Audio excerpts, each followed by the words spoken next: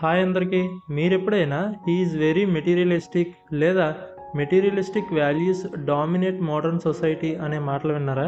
ఈ మెటీరియలిస్టిక్ అనే ఇంగ్లీష్ పదం అర్థం తెలుగులో ఏంటో, ఎలా వాడాలో ఈ వీడియోలో మనం తెలుసుకుందాం. So let's begin. దీనికి డెఫినేషన్ ఏంటంటే, one for whom money is the most important thing అని.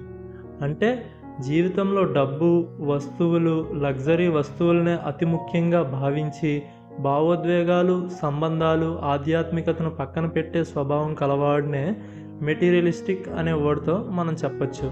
అంటే వీళ్ళకి ప్రేమ, అనురాగం, ఫ్రెండ్షిప్ ఏం అవసరం లేదనమాట. ఓన్లీ డబ్బు, లగ్జరీ వస్తువులు ఉంటే చాలు. వీటినే ఎక్కువ వీళ్ళు ప్రేమిస్తారనమాట. సో దీనికి మనం ఎగ్జాంపుల్ చూసుకుంటే, he is very materialistic and only cares about money and cars.